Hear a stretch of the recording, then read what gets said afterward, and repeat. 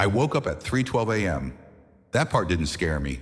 I've woken up at that time for years, no nightmares, no reason, just habit.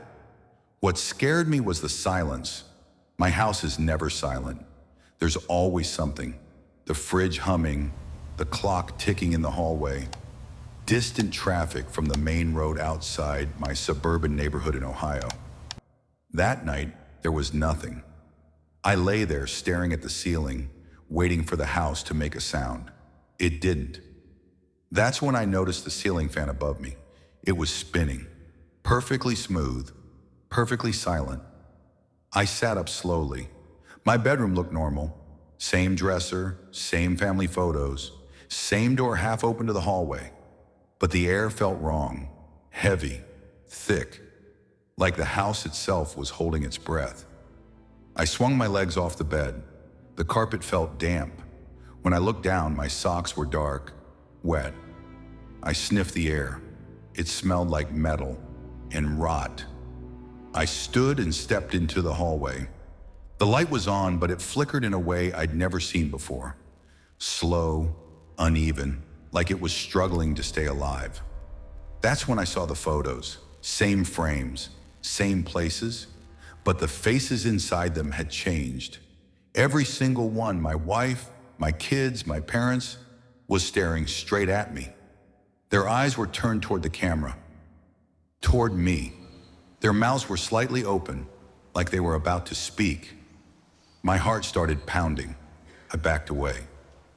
Then I heard footsteps downstairs, slow, bare feet dragging across hardwood. I whispered my wife's name. No answer.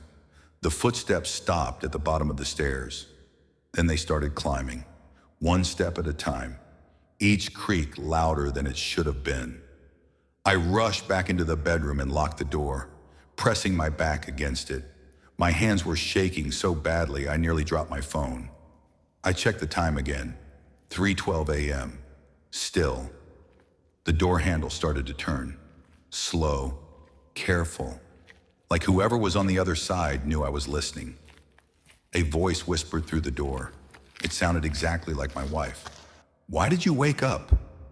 Tears filled my eyes. I covered my mouth to keep from making a sound. The voice sighed. Then it said something I still hear in my head. "You're not supposed to remember this part." The handle stopped. Footsteps walked away, down the hall, down the stairs. After several minutes, I opened the door. The hallway light was off. The photos were normal again. I told myself it was just a nightmare. I went downstairs. The living room lights were on, but everything was wrong. The couch faced the wall. The TV was unplugged. Family photos were turned face down on every surface. In the kitchen, my wife stood at the sink. She wasn't moving. "Hey," I whispered. She turned slowly. Her face was wrong. Her eyes were too far apart.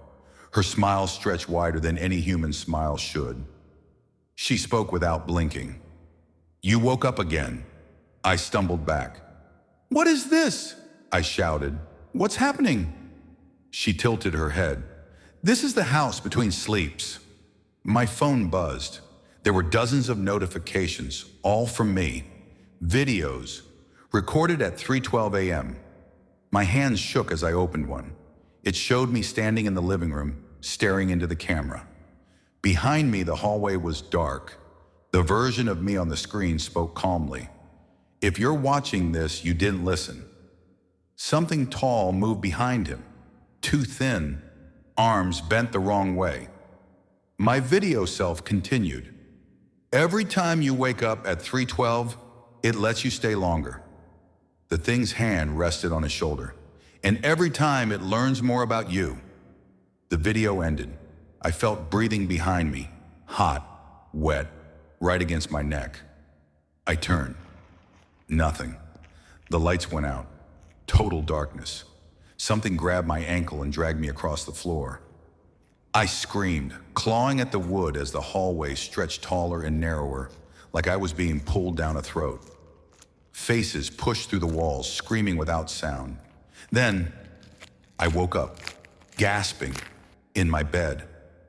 Morning light filled the room, Birds were chirping outside. The clock read 6:47 a.m. Relief hit me all at once. I laughed. It was just a nightmare. In the bathroom, I splashed water on my face. When I looked in the mirror, I saw it. A handprint on my ankle. Dark, bruised, too large to be human. My phone buzzed on the counter. One new video.